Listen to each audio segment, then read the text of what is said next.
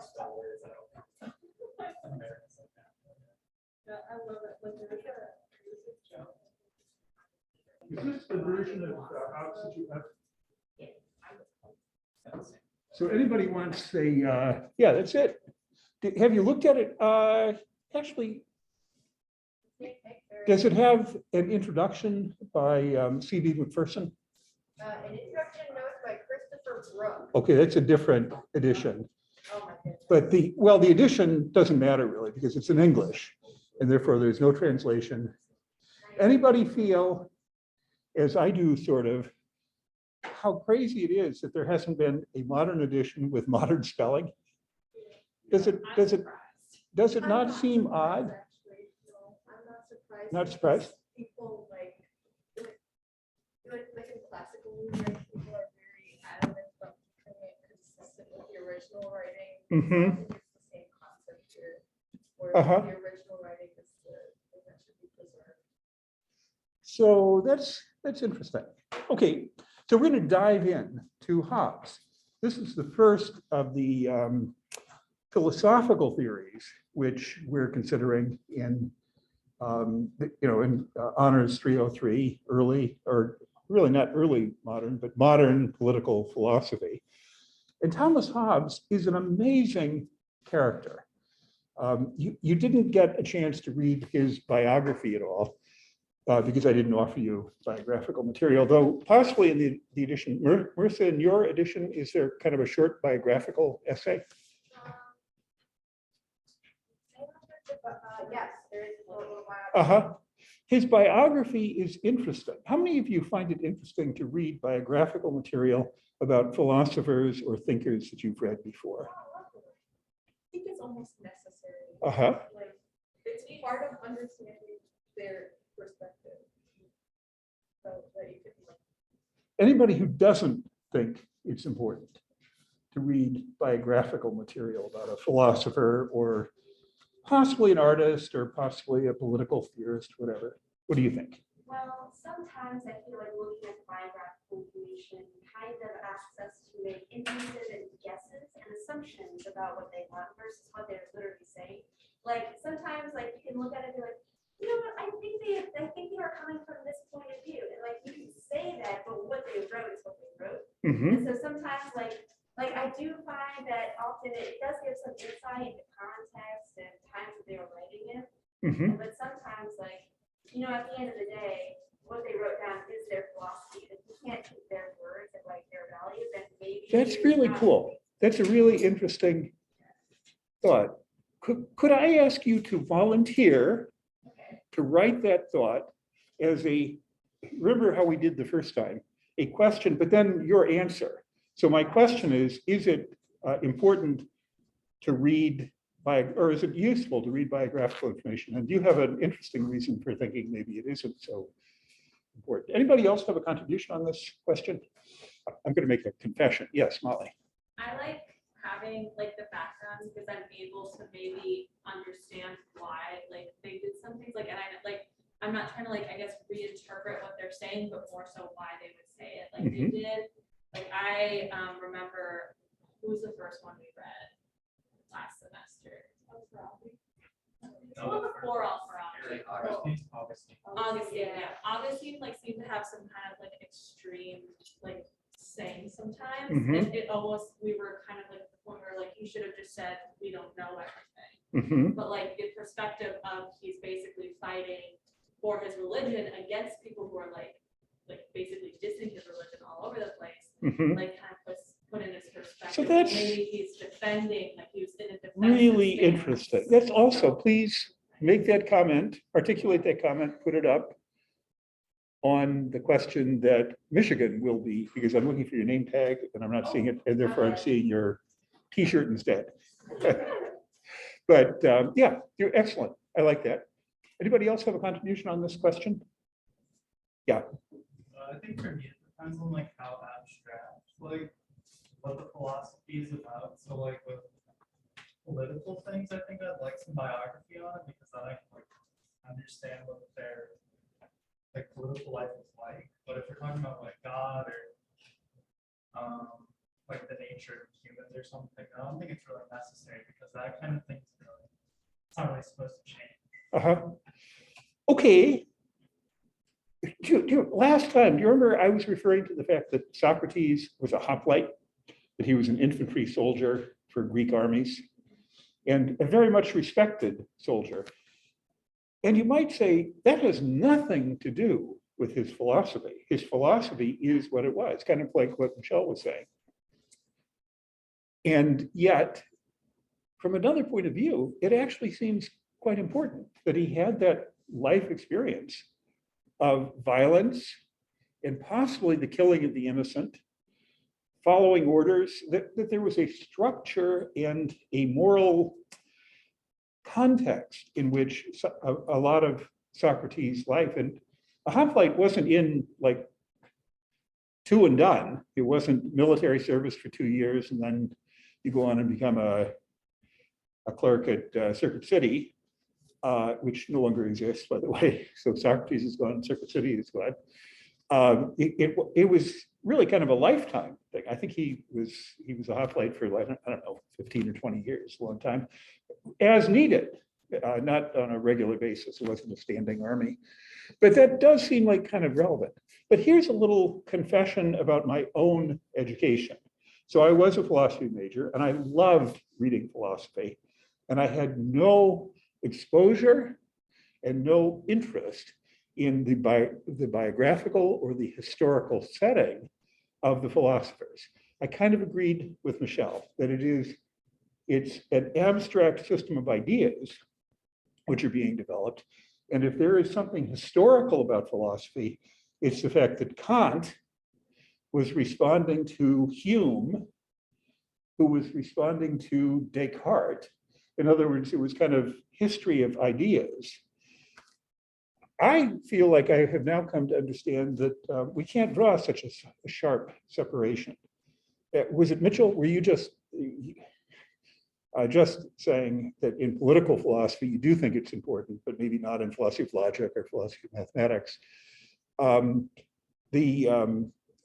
The idea that I'm putting in front of you is that maybe actually we do need to have a better contextual understanding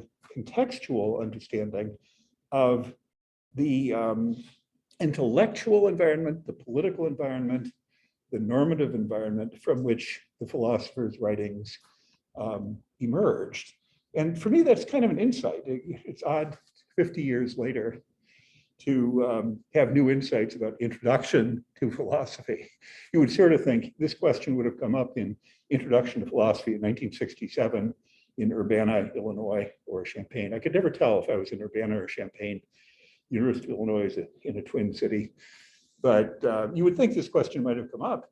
But philosophy, as it was taught by analytic philosophers, tended to favor Michelle's view, that it's all about the conceptual and logical and, quote, philosophical relationships among ideas.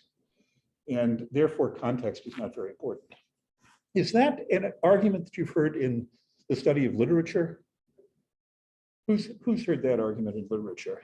Yeah, there's one example that we discussed in 301 with the 9/11 memorial featuring a quote from Cicero, where it's like, never shall you be erased from the annals of time. But the context of that line referred to a very gruesome and borderline war crime activity that two of the characters wrote. And so people were debating, well, does context matter? Like, this is if you take what this phrase is at face value, it fits very well in the 9/11 memorial. But if you stop and think about where that line was originally coming from, it's like, you really want to draw that connection.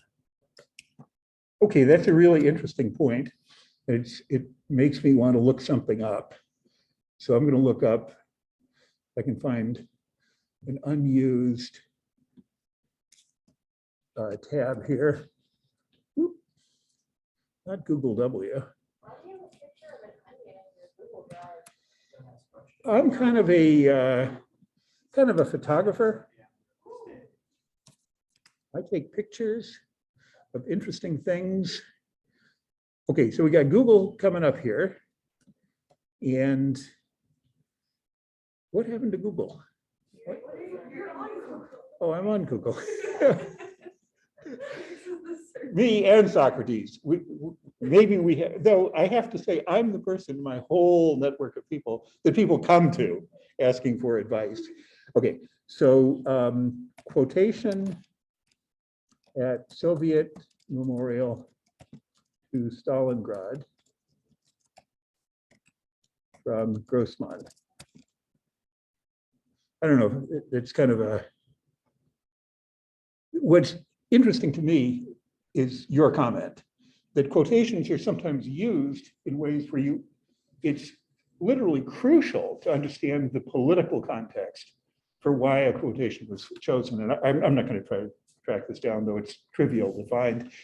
But Vasily Grossman, who comes up many times in the manuscript of mine that you read, was a war correspondent in Stalingrad. And he wrote some very inspiring lines. When the Soviet government finally got around to doing a memorial, I don't think I've mentioned, they put up no memorials to the massacres of Jews. They put up memorials to defeats and victories and so forth, but none about the Holocaust, even in Kiev. Babi Yar, do you know what Babi Yar is? So Babi Yar is the ravine at the edge of Kiev in the Ukraine. Kiev, which may be invaded late this afternoon or early tomorrow morning by Russian armies. Kiev, the very same Kiev. In Kiev, when the Germans arrived, they moved 30,000 Jews to the edge of the town and they killed them by gunfire and dumped their bodies into the ravine, which was called Babi Yar. The Soviets never put a memorial to the fact that there was an enormous, the largest to date Jewish massacre. In the end, it was 100,000 because they kept adding more massacres in the same place. So the question of memorial, why does memorial occur? But here's the interesting thing about Stalingrad. At the memorial to the Soviet soldiers who sacrificed their lives at Stalingrad, there's an inspiring quotation, but it's not attributed. It doesn't say who wrote that quotation. It's a quotation from Grossman. Grossman was an honest observer of the Soviet army, of the massacres of the Jews, of the Holocaust, of Stalinism. Grossman was kind of persona non grata. So his name is not associated with that quotation. So you can do a whole kind of analysis of the political context of memorials and quotations and so forth.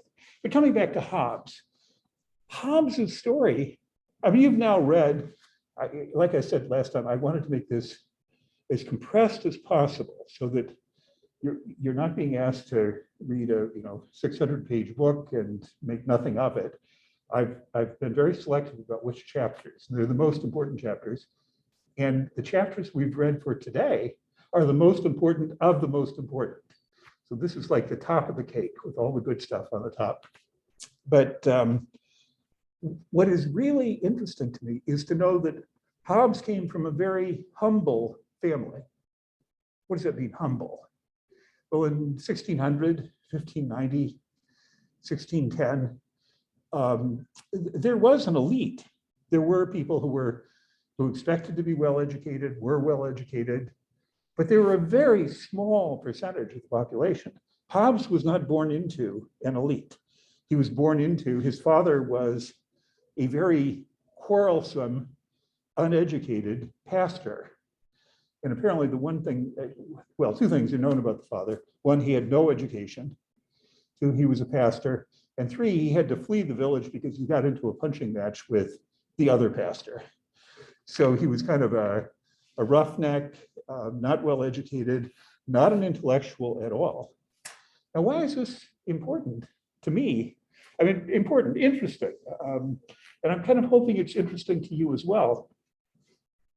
Hobbes is probably one of the most important of British philosophers. Let's say in the top three, in the top five. Hume, David Hume, writing about a century later, is maybe he's regarded as the most important British philosopher.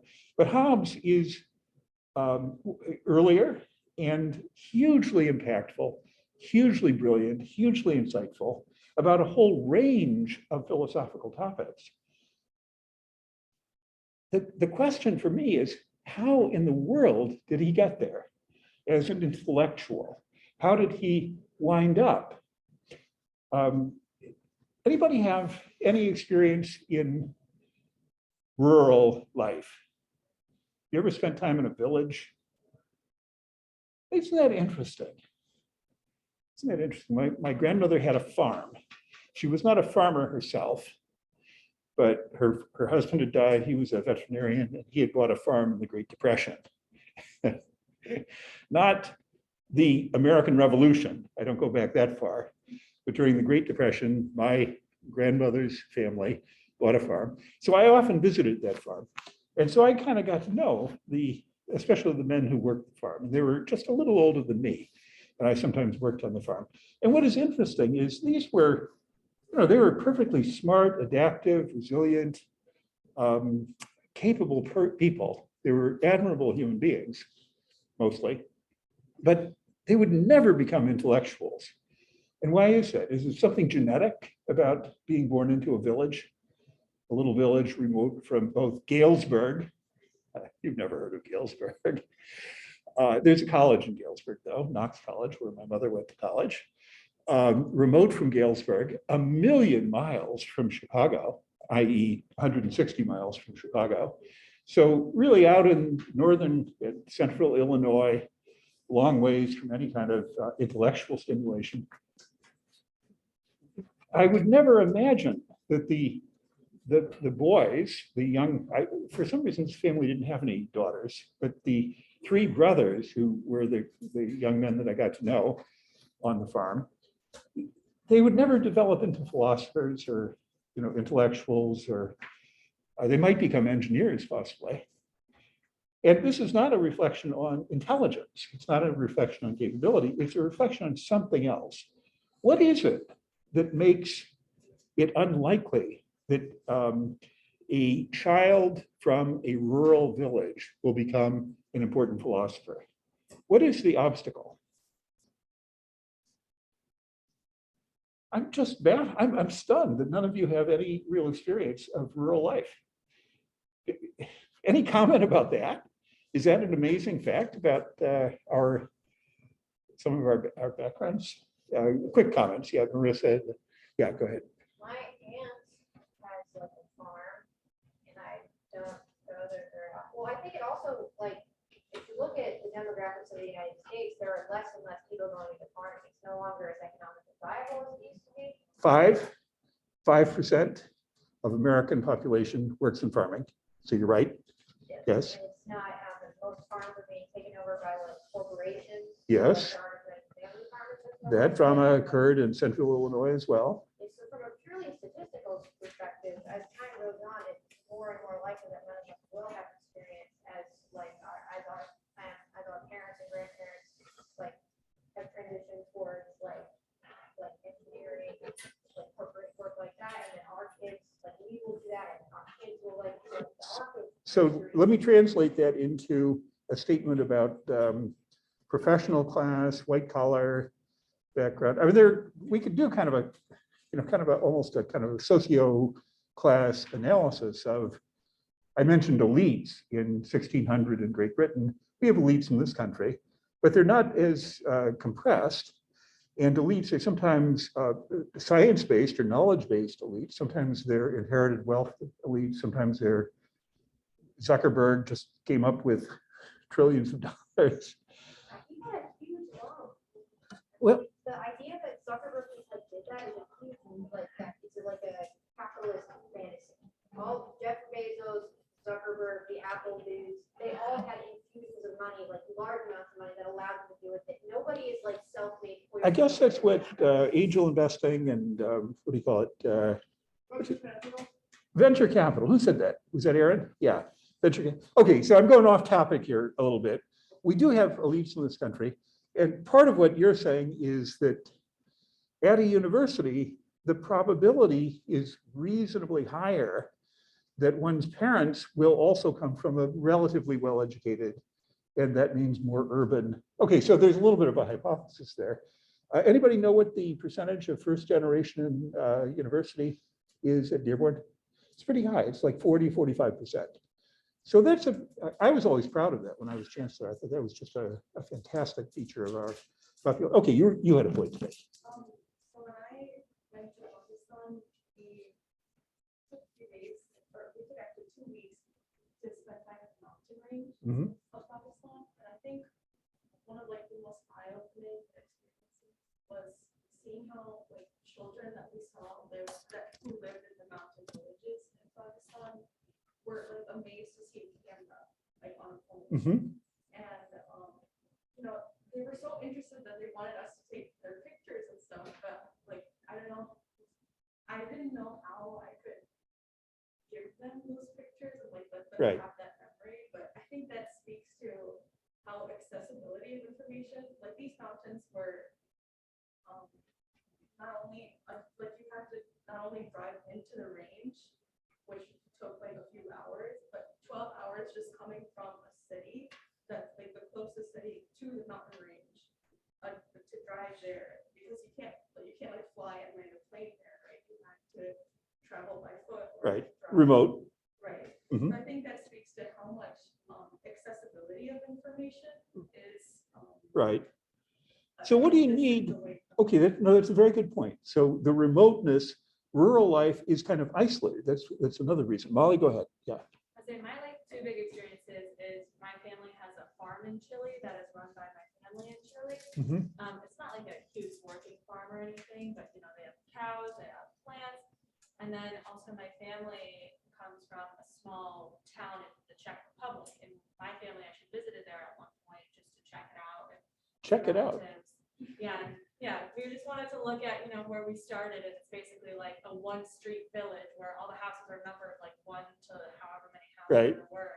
Right. And it definitely kind of just seems like distant, like Rob was mentioning, and it does kind of feel like there's like this lack of free time almost, because I feel like philosophy and the ability to actually fully go into it requires like comfort and like free time and stability, because a lot of these people have like their jobs and their purposes, and that's what they do, and they don't have time to really sit and think about all the wonders of the world. Like they could think something's very cool or like that's really interesting how that works. I wonder how it functions, but in the end, they kind of have a duty to do what Right. they're supposed to be doing. So what you're actually alluding to is what I'm trying to get to, which is what do you actually have to do in order to become, I don't know, a thoughtful intellectual? You need to be educated, and opportunity for education. That's part of what Nabra was referring to, kind of limitations on opportunity for education. The young men that I knew in Aledo, remember that name, it'll really be important in the future, a forgotten little town in central Illinois. These young men who were farmers, their dad was a farmer, they were farmers. The most likely form of any kind of advanced education was the military. So in other words, opportunities for education are a complete prerequisite to having a culture of intellectuals, or a culture in which, you know, a few people become philosophers or sociologists or pastors, which takes us to another point, which is religion. And it is interesting that Hobbes's father was a pastor, even though an uneducated one. Yeah, go ahead. With what you were saying, but like my great grandparents on the farm, and then like they had a bunch of kids, so those are even back then, and they all had 2 choices. Like at first, a man, you could go to war, or you had to stay and help with the farm. Then the next generation, like that's why colleges started kind of. So then like yeah, we went to war, went to the farm, started a family, we went to college. And then it's kind of shifted more towards the college and family directions. And there's kind of a common thread in American stories, and maybe Czech stories or French stories, a common thread of, I guess you would call it upward mobility or aspiration to more education for your children. Why do parents care about education? Is it because they want them to become young Hobbeses, you know, and young Humes and young Kants, that they aspire that philosophy should really thrive in our family? Not. Nothing disappointed my father more than the fact that I became a philosophy major. He was quite interested. He grew up in the Depression, and quite insistent that I really had to be secure, and that meant I needed to be an engineer. The irony is engineering went through a real slump after I got my undergraduate degree, and it was not a very good piece of career advice. He gave me another piece of advice: never invest in the stock market. So as a result, I plan to teach until I'm like 90, because my retirement funds have always gone into the fixed part, not the stock part. But it's okay. He's long dead now, so I can't even blame him anymore. Yes, Marissa. If I could just, last what everybody said, it seems like the ability to philosophize or be a deep thinker is created by the intersection of introspection, the time for introspection, the capacity for introspection, and the ability, the diversity of information available. Mhm. Without like a good amount of time available for introspection, as well as a wide enough diversity of information, a person cannot become a great thinker. Mhm. And if you look at, and then also like the trend of mobility is like a side effect of like the American, it's a whole thing. But so if you look at that, you'd also say that while in history, that because of the upward trend in freedom for information and increased leisure time thanks to automation, if you look at it from a statistical perspective, you should actually, as time is increasing, have more and more great thinkers. Like we won't, like we talk about Hobbes and Aristotle and all those fun dudes, but if you look at it purely from like a math perspective, we should have like 5 Hobbes and Aristotles just that are born like today. So like, and then also a wider diversity of information, theoretically a larger time for introspection. So even though we're talking about these guys, which are like obviously really smart, think about the things that people are capable of. If you look at the philosopher born from like 1985, who had the ability to digest all this information and come from something new. Okay, so there was another idea I had in mind, which I think relates here. Opportunity for education, literacy is most important. Being able to read books, being able to think. What is it that we actually cultivate in the honors program? It's reading and critical thinking, critical analysis, not just believing everything you read, by the way, whether it's in a 300-year-old book or on Twitter. I'll give you my Twitter feed here in a minute. So critical thinking, that educational opportunity is crucial. But there's another part of it. I referred kind of jokingly to my father's discouragement of my becoming a professor of philosophy.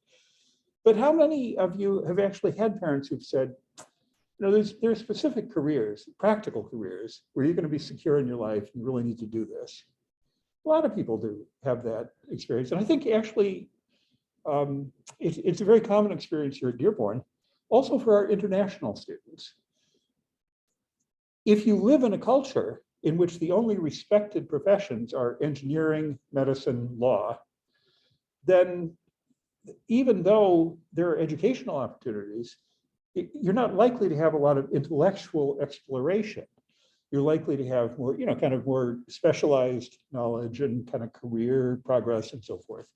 In other words, what I'm kind of getting at is it's really a kind of a really interesting mystery.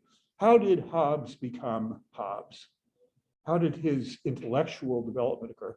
And fortunately, we can answer that question. He had 3 lucky breaks. His father, as I said, fled ahead of the law, apparently, after beating up another pastor. So he was gone from the family. He had a well-to-do uncle who was a glove maker, I think. That's what I read.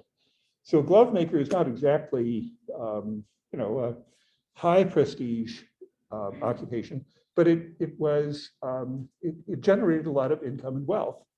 The uncle funded his education as a child, and then his education at Oxford and Cambridge. So he, unlike almost 90%, 95%, 99% of his generation, he had an opportunity to go from village blacksmithing. I mean, he wasn't a blacksmith, his dad wasn't, but just kind of simple career choices in the village, to a life which involved advanced literacy and knowledge and advanced amazing opportunities. The opportunity that was most important is there was a leading family called the Cavendishes. And somehow, while he was at Cambridge and Oxford, he formed a relationship with the Cavendishes. He became a tutor to a young Cavendish. And that provided him income in a location where he could read lots of books and get very excited about. In other words, he had imagination and curiosity, and he had the opportunity to pursue those things. Now, here's the third element. With the Cavendish family, which he was associated with almost his whole career, he got an opportunity to travel. And so in the Four Trials course, he wrote about Galileo. This boggled my mind when I taught the Four Trials course a year and a half ago. Hobbes met Galileo. Does that stun you? Does that make you think, wait a minute, that's too weird for words? No, you told us something about your grandma and how she saw someone, I think, in like a town. I don't. It was somebody else's grandmother Oh, okay. who heard the guns of Gettysburg. That was a point about the fact that history is not just these old things happen that have no relationship to us. But I find this equally astounding that this young man, through a series of kind of lucky breaks, in the end met the most important scientist in the world, that's Galileo. He also met the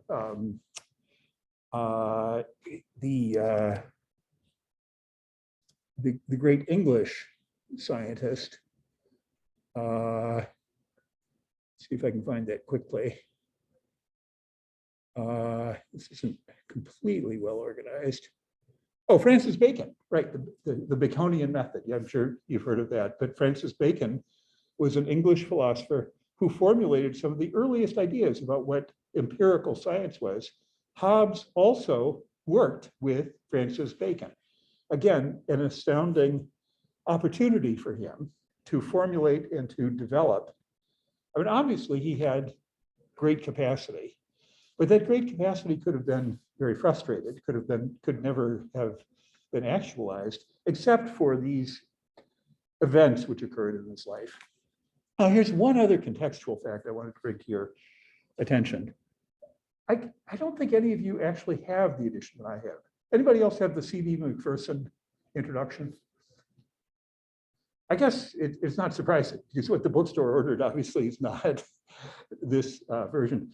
Do you notice on the cover, Marissa, do you notice in your cover? This is a pretty interesting illustration, which you have to look closely at. Oh, I got the.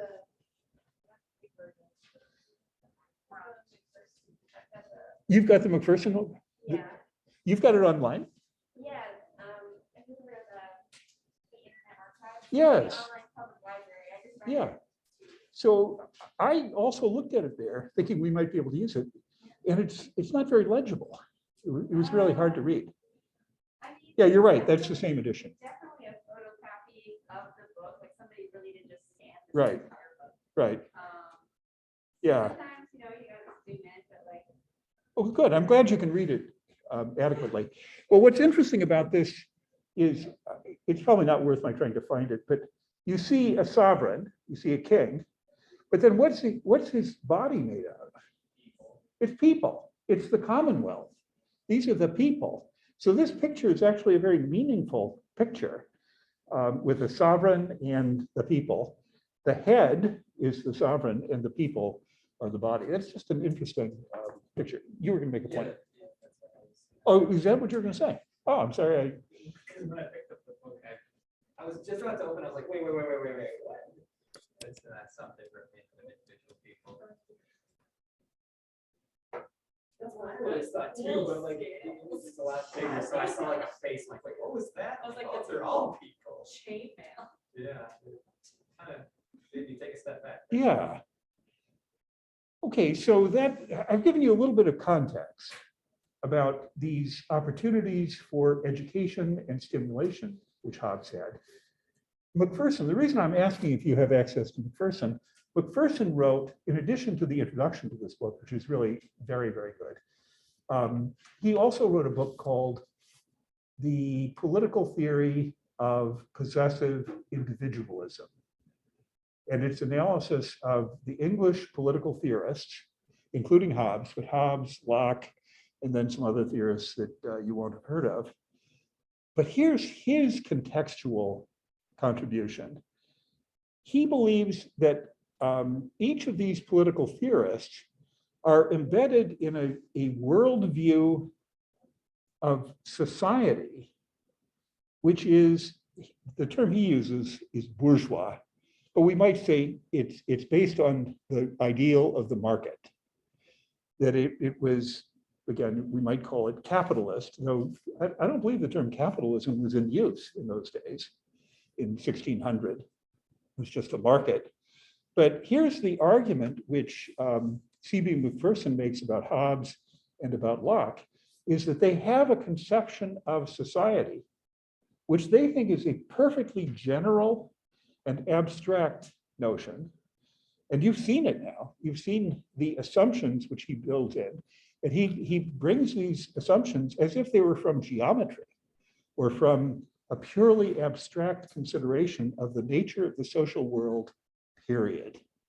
This is the social world, and it's abstract. It's not any particular historically concrete social world. The argument that C.B. Macpherson makes in the Possessive Individualism book is that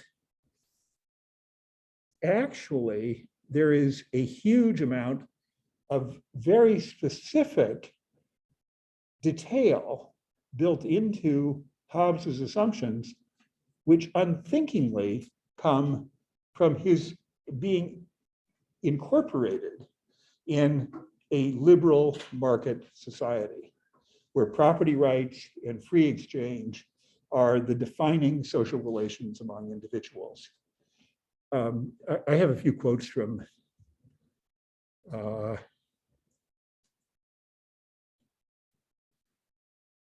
political, maybe I won't bother to,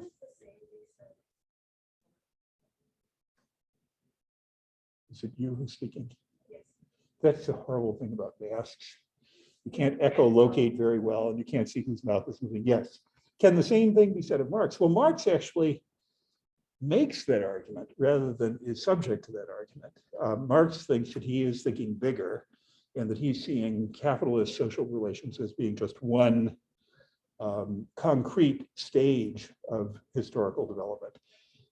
But you're onto something, because Macpherson is speaking from a leftist, socialist point of view. Yeah, Aaron. So I know you're about to talk about these points, but I just noticed something and it brought back up memory of something else. So point 6 on the screen, since freedom from the rules of others is what makes a man human, each individual's freedom from rightly limited only by such obligations and rules, etc. I don't know why I read the whole thing, etc. for like 6 words. Anyway, yeah, wasn't Thomas Hobbes like the social contract guy? Like that was his thing. Where he was Exactly. like, we all have to live in a society. If there were no rules, it would be anarchy. Like you could kill somebody and they could come to you. But because we live in a society, you give up some rights, like the right to go kill whoever you don't like, for the security of not being randomly murdered. Yeah, that is basically his argument from the state of nature. And so he has assumptions about power, which we're just about to turn to. What is power? No, that's fine. I'm glad that you're on it. Assumptions about individuals, assumptions about relationships among individuals, and then a derivation, what we might refer to as kind of a computational model. It's what happens when you take these assumptions about individuals and you aggregate them into a system of interacting individuals. And you get a pretty harsh result. A war of all against all. It's one of the crucial findings, that society without these limitations is a war of all against all. Pure violent competition, always, and no basis of trust. If Amber and I promise, I've got some bologna sandwiches in my car, which I'll give you late in the day because you'll be hungry, if you will now give me a little bit of your tea from your, I don't know if you've got a little tea bag there, or tea, what do you call it? In the state of nature, we couldn't make an agreement like that because there's nothing to enforce my compliance later. Those are the assumptions which Hobbes is working with. And it is, I want to go back for a second and ask why he makes those assumptions. But the argument which is made by C.B. McPherson in his book about possessive individualism is that those assumptions are not general and universal. They're not purely logical statements about what any society must look like. Instead, they're quite specific to the assumptions of a market society in which individuals have their own interests, their own self-interests, they pursue those interests, they make agreements with each other, but those agreements are only binding. Amber, you and I can only make that agreement if Molly has some kind of power of enforcement. And if we were to say, well, actually, Daniel is a good-hearted person, he'll serve as the enforcer.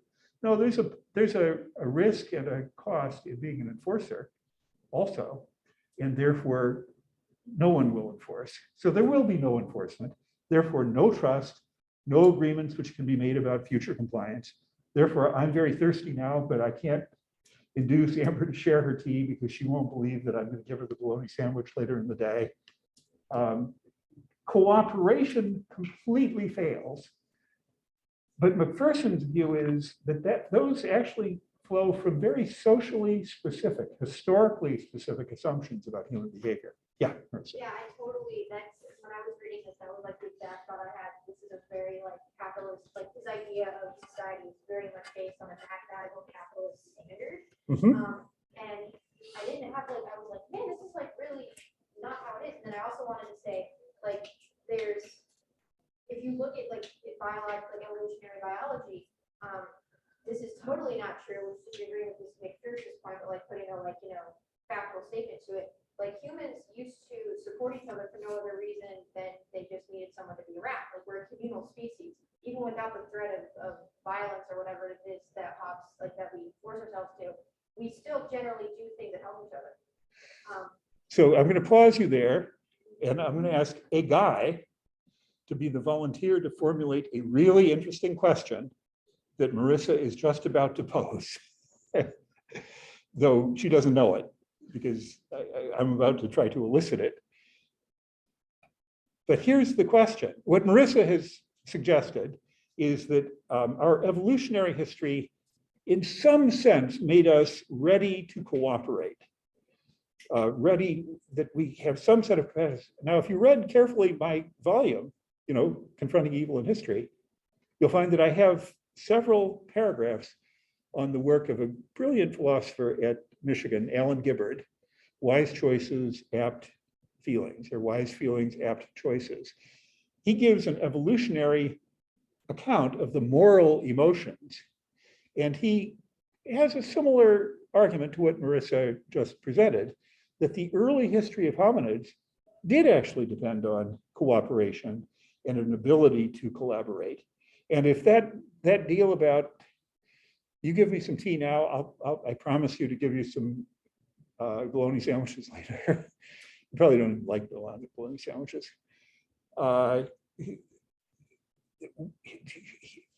Gibbard argues that the human species actually does have what it takes to be able to cooperate without Daniel serving as the enforcer. Here's the question, looking for a male volunteer to write this up as a question. It's earth-shaking question, or at least it's a Hobbes-shaking question. What consequence would it have for Hobbes' system if there is an intrinsic readiness to cooperate among individuals? In other words, not this assumption, purely self-interested, separated individuals only looking to take advantage of each other. What difference would it make? You know, now I said about 1 million words, and you need to get it down to 10 words. Anybody willing to take that on? I'm thinking there ought to be a little gender. Yeah, okay, thank you, Mitchell. Great. So you can write that up, and that'll be great. Okay, Marissa. I just wanted to say that in response to that, it would totally turn like the writing of it on its head. But even though like that assumption about human nature doesn't exist, the reality still is that clock is living in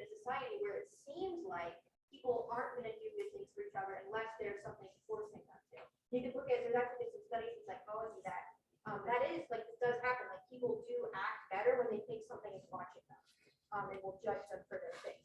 So there is like a truth to it, but it's not a fundamental truth. So there's obviously an extraneous variable in founding the original biological history of humans and the current existing species and how we socially live.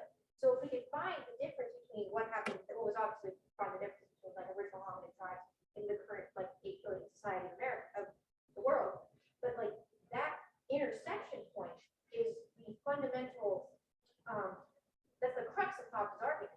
So even if it's not that humanity is naturally in a state of war and selfishness, it could be that humanity is like naturally like a fun little guy having a great time, but something in our society that is ever present, or at least in Hobbes' society, is pushing us towards self-interest over the greater Towards good. conflict. Yes. Yeah.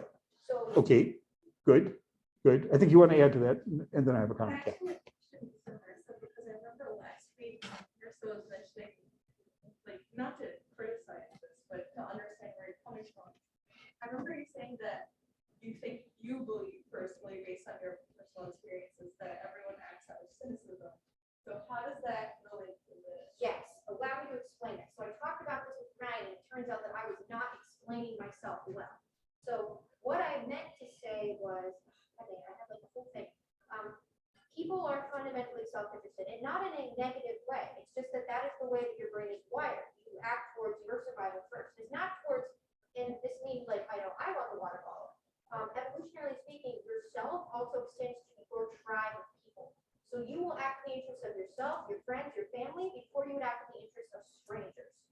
And that is, I think we can all agree on. Like, if like you were in a saw scenario and they were like, all right, you're gonna shoot me, Marissa, or I'm gonna kill your mom, assuming you have a good relationship with your mom, you would always pick your mom. So You would not pick sorry her. to interrupt, but Yes. just so that I understand this. If you're saying that Hobbes is coming from that market perspective, does that mean everyone in that market knows each other? No, that's the whole point. They don't know each other. Because in the original evolutionary hominid species, there would be groups of like at max 30 people, and they were all their own tribe. In Hobbes society and our society, it's so big that we can no longer process every member of our like that we interact with. Okay, as members of so our I think we tribe. kind of got that theory a little bit, and there's more to say about it, and Aaron has something to say. So the academic cynicism thing, like, I kind of agree, but I guess in a different way, because, so I agree that people like want to cooperate with each other. I think more than they would want to hurt each other. Like, I think the fact, like, there are violent people in society, sure, but I think that's the a small minority compared to just like normal people who would never, like kill somebody or like knock someone out for no reason. But I think that academic cynicism is fine, because I think if we could just cooperate with each other, we would just cooperate with each other in order to fulfill our needs. But without, there's no way to remove people just ignoring the agreement. Like, there's no way to remove people who wouldn't cooperate, or like the possibility of not cooperating. So let's dwell on, I'm sorry, let's dwell on that for a second, because it's really right at the nub of some really interesting last 20 years worth of social science. So I want to talk about the possibility of cooperation in just a minute, but I want to hear what Michelle has to say. I just want to say that, I mean, correct me if I'm wrong, but I thought Marissa really just meant that people have a sense of self-preservation. That is not necessarily like, oh, we can't care about other people, but just that, we want to live and we want people that we love to live and like things like that. It's not necessarily like, oh man, I really can't care about anybody else, but it's almost like, like the immediate sense of like my immediate close friends and family, like the first thing. And I think that Aaron brought a really good point that like there is, we have a sense of self-preservation, but it doesn't necessarily like there is something else there that's like stopping us from being fully cooperative, because like we would. It's not just that like, oh, I only care about my family and I'm only going to take care of them. But there's something else that like, could be like empathy fatigue. I'm not quite sure like exactly what it is that's stopping us, but I do believe that there is something that kind of makes us like, yeah, I'm just like, as long as these things are satisfied, then I feel satisfied enough that I don't necessarily feel motivated to go look outside. Okay, so I think I've got that point. I want to get back to the cooperation point, but again, I don't want to shut down the conversation. Yeah. I was gonna say, I kind of feel like the cooperation issue is more of a mental one than anything physical, which maybe sounds very obvious.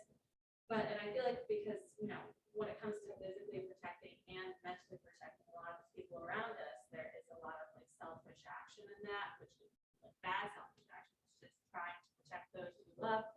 But I think where the issues really start coming up in terms of this is problematic, in my opinion, is when people aren't able to cooperate, aren't able to listen to other opinions, aren't able to accept different opinions. Because there's a lot of people in the world that take criticism or disagreement as like a personal attack. Like it becomes an attack when they're just kind of saying, I don't agree with you. Like, and so there's a lot of discourse just from a misunderstanding and a misinterpretation from people who have problematic mentalities. And that's kind of what you see happening between the right and the left, I feel like, is there's a lot of like, well, you're saying I'm a horrible person without this opinion. It's like, well, maybe someone is, but it's kind of like, that's not the point of the discussion. It's not personal attack. It's trying to get to a certain point with everybody kind of having their own opinions, but being able to merge them together and try to create something new. But so many people take so many things as personal attacks that it's like, they can't accept that their opinion is getting changed almost, because then it's like, you want me to change? Like I'm a bad person? Like what's wrong with my opinion? Like almost. And I feel like Okay, there's a big but mental- in a sense, maybe there's a little bit of an issue of being too presentist in the way that we're discussing this. We've got some serious problems of social, political, ideological conflict in our society right now. But I don't actually think that that's the best clue for how social cooperation can work or maybe cannot work. There's an historical fact, before I come back to Marissa, an historical fact I wanted to put in front of you. And it's well, here's a term that's used, the tragedy of the commons. Is that a term that you run into in other courses? Why don't you explain it quickly, Aaron? I don't remember it, but I know I've heard it before. It's like something. I don't remember what the definition is. Okay, good. You've run across it. Anybody else have any? So the tragedy of the commons, oh, I'm sorry, I didn't even see. I'm half blind on the right side. Yeah. This might not get the point. I'm not super sure, but I would say it is like, if you have a group of people who all try to act in self-interest, the act of them all acting in self-interest means that their desired outcome can't.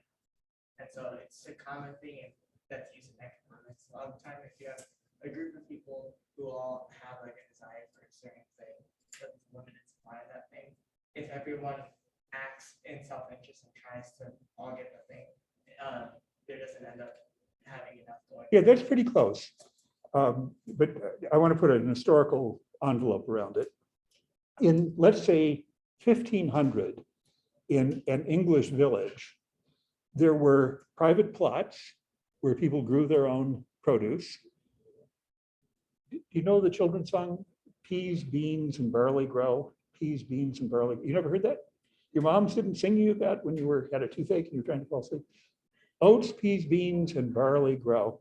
It's about crop rotation. It was a major medieval. You learn something new in the honors program. It's about crop rotation. Soil depletion, if you just grow grain. But if you rotate crops, oats, peas, and beans, legumes, then nitrogen fixation happens when the beans crop come in and the earth is renewed. So that nursery rhyme is actually an important agricultural discovery from the, I don't know, the Middle Ages sometime. And it led to a big increase in agricultural productivity. That's kind of interesting. But back to the social arrangements of the medieval village. We're all villagers. We've all got a little plot of 3 or 4 acres where we grow, I don't know, grain and potatoes. And we've got a pig if we're really affluent. And we've got ducks if we're not that affluent. We've got our little private plots. But here's the other arrangement. There is a forest, and there is a meadow, and there is a fishing area. We're sort of on the edge of the coast also. These are all commons. Commons. Everybody can go and fish. Everybody can go into the forest and take firewood. Everyone can graze their pig.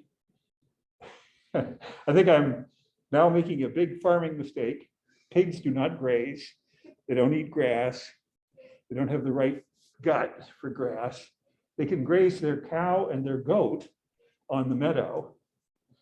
The tragedy of the commons is exactly what you just said. It's not that anything bad happens in the plots, the private plots. The private managers make good decisions. You make a good decision about, what crop you're going to grow and how much labor you're going to put into it. You're rational. But in terms of using the meadow or the forest or the fishing ground, this famous article by Gareth Hardin, I think his name was, or Gerhard, something Hardin. It's a famous article from the 60s, Tragedy of the Commons, a demonstration that common resources cannot function. They cannot function because there will be overgrazing for exactly the reason you mentioned. If the meadow is open to everyone's use, then it's in my interest to bring not one goat, but 50 goats and eat all the grass. And Michelle's cow now doesn't get enough to eat. And so the basic, and on top of that, all the grass is eaten. So the meadow is destroyed, firewood collection, the whole forest is destroyed. The fishery, everyone is fishing too much and the whole fishery is destroyed. This was the argument that was made. It was kind of a Hobbesian argument by a modern economist. However, in 1500, 1600, 1400, there were stable arrangements around common property resources, around meadows, forests, and fishing land. Communities over multiple generations actually did manage the commons. They did solve the problem, the tragedy of the commons. And how did they do that? Well, that's actually, it turns out, when I said it was recent social science discoveries, there's a woman named Eleanor Ostrom, now deceased, whom I met at Michigan. I think maybe, no, it's my other class I mentioned this. Eleanor Ostrom was given an honorary degree at Michigan a number of years ago. I already loved her work, and I was sitting at the table with her, and so we had a nice conversation. But she and her colleagues wrote a book and many, many research articles on basically managing the commons and how traditional communities managed their common property resources. Water resources is another example. If the upstream people use all the water, the downstream people have no water for drinking and bathing and watering the crops and so forth. And yet, what Ostrom discovered is that many traditional communities found ways of solving the tragedy of the commons. That's hugely important for Hobbes, or for if you were a neo-Hobbesian, because the state of nature argument collapses. State of nature argument collapses, that the tragedy of the commons is a condition in which life is nasty, brutish, and short, basically. It's where resources have been overused and there's a collapse of the economy, basically. And what Ostrom demonstrates, Nobel Prize in economics, by the way, though she is a political scientist or was a political scientist, what she demonstrated was that there were informal but stable ways of marshaling a degree of willingness to cooperate, a degree, I mentioned jokingly, maybe Daniel would be willing to be the enforcer. What she finds is that in traditional communities, there's a lot of community enforcement. So if Amber and I have this agreement, you give me a little tea, I'm gonna give you a sandwich later in the day. One way of enforcing that is not that we have a policeman who comes and takes my car unless I follow through on the contract I made. That's the legalistic, possessive individualism approach to the problem of contract. But here's another possibility. You all kind of observe. You kind of keep an eye. Did Amber get her sandwich or not? And if not, you then do mean things to me. You laugh at me, you make fun of me. You say, oh, he's miserly, he breaks his promises. What else could you do if, let's say I break that promise?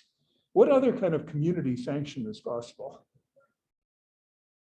Waleed, are you willing to enter into an agreement with me if, on Monday, you saw that I broke my agreement with Amber? So withholding, selective withholding of cooperation with non-cooperators, it's a powerful mechanism. And a colleague at Ann Arbor, Robert Axelrod, has a whole book called The Possibility of Cooperation. The Possibility of Cooperation, in which he identifies formally, just as formally as Hobbes does, what the circumstances are in which cooperation can thrive. And what is cooperation? Cooperation is exactly what Hobbes and Hardin think is impossible. It is, according to Hobbes, swamped by the war of all against all. So cooperation is when Daniel needs a little help, I willingly come to his aid in the understanding that we are a community. And when I need a little help, you will come to my aid, or you will come to my aid.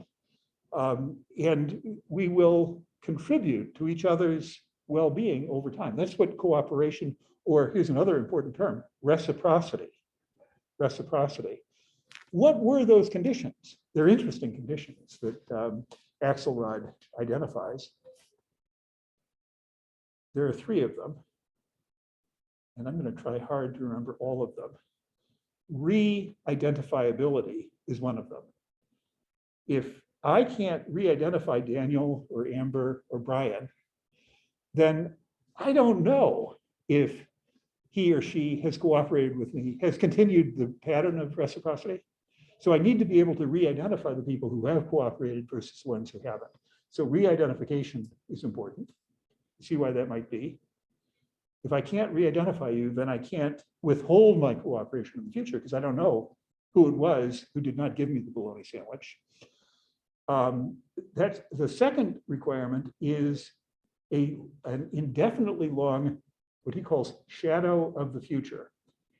If I know that the world is coming to an end tomorrow, then do I have a rational incentive based on the benefits of reciprocity to come through with the bologna sandwich for you, keep my side of the bargain?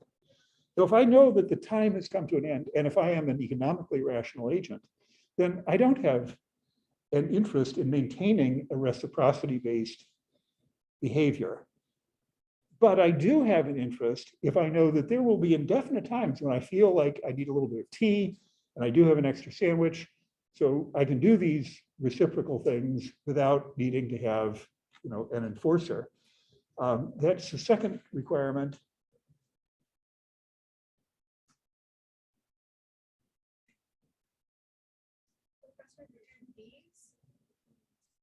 These, did you say? No. Do these indicate like these requirements for reciprocity? Mhm. Are they not dependent on self-interest? Well, that's the interesting thing. That's what Axelrod has demonstrated, is that in a human community, reciprocity actually is in our long-term best interest. So it's almost like that old saying, I do well by doing good, or it's something like that. Is that a saying that you've heard? Doing well by doing good?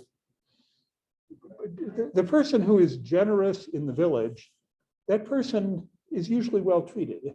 It's not that it's not Marissa's argument that that's the reason for being cooperative, but what Axelrod shows, it's actually another term that I'll just ask if you've heard this term, the prisoner's dilemma. Prisoner's dilemma, you know the prisoner's dilemma? That's what I was trying to tell her about. Prisoner's dilemma. Prisoner's dilemma is cooperate, don't cooperate, defect, don't defect. And game theory says, if Ben and I are playing a prisoner's dilemma, I have no incentive to play the cooperate strategy, because no matter what Ben does, I'm better off defecting. But what Axelrod demonstrated is that if we're going to have repeated prisoner's dilemmas, we can get that sweet spot of cooperation. I can offer by cooperating with Ben, and then reciprocity means the next time I do what Ben did. If Ben defected on me, then I'll defect on Ben next time. And so we will have this oscillating pattern of defect, cooperate.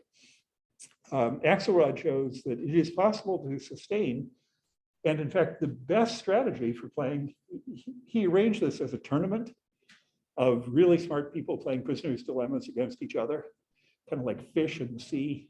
I run into Molly, we're going to run a prisoner's dilemma, and I have to choose defect or cooperate. Am I better off defecting and taking the rewards of defection, or am I better off cooperating, where we both do better? What he demonstrates is invariably, we do better by cooperating from the point of view of our average yield over time. Yeah. So I understand this better. So cooperation then is defined by what? Mutual self-interest? No, cooperation is, it's the idea of doing something which yields let's say it's pair by pair. Let's say Brian and I are cooperating in putting up a barn. Oh, And symbiosis. I'm not sure I would use a biological term, but cooperating means I'm, in a sense, volunteering my labor time to Brian. I'm not demanding compensation, but I am expecting that in the future, when my pigs get loose and I need some help, rounding them up, that happened all the time in Aledo, by the way. It's a huge hazard. Pigs on the loose. They're actually kind of dangerous. My grandmother's farm had 1,000 pigs. So that was a real mob of pigs if they got loose. The adventures I had with loose pigs, on another occasion. But the cooperation is where two or more individuals come together and perform something which is it's beneficial to both, and you couldn't get the benefit Unless they work together. except, yeah, that's why it. I said symbiosis, because, for example, I believe there's a type of bird that like leads off of hippo's teeth. Oh, yeah, I've heard that. And so not only does the hippo benefit by having good hygiene and isn't getting affected by things that they don't want in their teeth that like hurt them, but also the bird gets food. Right. So there is that like. So the difference is that biological symbiosis appears to be, there's a book that some of you have been exposed to, The Selfish Gene. Do you know the self? You have read it? Or, I've gotten like halfway through. uh-huh. And Anybody I else? got a book about influenza, and I was like, Dawkins, it's not Stephen Dawkins, it's, can't remember his first name. Anyway, it's called The Selfish Gene. But it's, the point is that behavioral routines can be selected for. The bird doesn't do it out of a calculation. Oh. The bird isn't figuring out, if I can work out a system of cooperating with that hippopotamus, I'm going to be better off and it will be better off. Instead, they've both developed genetically established behavioral routines. Logic is a part of cooperation. Well, rational deliberation, thoughtful deliberation, thinking, choice, being a human being, that's where cooperation comes in. What my idol, Gibbard, Alan Gibbard, that book that I mentioned, Wise Choices, Apt Feelings, or Apt Feelings, Wise Choices, what he shows is, I'm skirting around sociobiology, which is the view that we have evolutionarily cultivated specific patterns of behavior. Homosexuality might be one, aggression might be one, sexual behavior might be one. Gibbard doesn't believe that that's true. He's a philosopher who's thought very carefully about the relationship between evolutionary history of hominids and our current moral status. What he believes is true is that we have developed a set of capacities for cooperation. They don't necessarily get triggered, but we have a capacity to cooperate. We have a capacity to think through a situation and then to to be socially cooperative, to be altruistic or short-term altruistic. Sorry, just one Hmm? final question so that I understand the connections for reading. Hobbes is saying that this is not possible. Exactly. He's saying that, except he's saying it pre-Darwin. You know, it's not like he had a theory of biological determinism. That's why it's so interesting to place him in history. He's making a very first effort to model a social world. And the modeling assumptions that he makes, he never says this, but he is like a game theorist. He's coming up with some very simple behavioral assumptions about individuals. He's then aggregating them. And he's saying, what develops out of this? It is a war of all against all, or it is, in Hardin's language, a tragedy of the commons. And there's only one solution. We didn't get to the solution, but it's the sovereign. It's the picture here. Gotta have an absolute king. What I'm suggesting to you, it's why I asked somebody, was it Mitchell? I forget who agreed to put up, to put up the alternative question. What other behavioral assumptions might have been made? Conditional altruism is one, where I've got a little bit of an impulse to do what's good for Molly, no matter whether I expect to be returned or not. If you're in need, I have a little bit of a motivational impulse to help. If you just add that assumption, what do you get? Do you still get the war of all against all? I think you don't. If fairness or conditional fairness, I made an agreement with Nabra, I ought to keep that agreement. If I have that small piece of, or the agreement we made about the tea and the sandwich, if I have just some slight inclination to keep the informal agreements that I've made, that changes the outcome. In other words, we can take our hat off, not wearing one, but we can take it off. I know we have to stop. Take our hat off to Hobbes, trying to model the social world and see how the social world works with respect to really important stuff, individual interests and violence and war. He put forward a model, which we're going to continue talking about. Go on with the next batch of readings, but these are the most important readings. These are the ones we're going to dwell on. Okay, thank you. Thanks very much. Yeah. Good.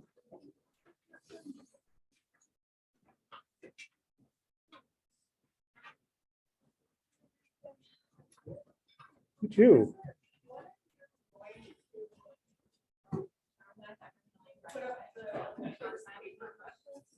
Yeah, I was just thinking about that. I would say next week I should do that.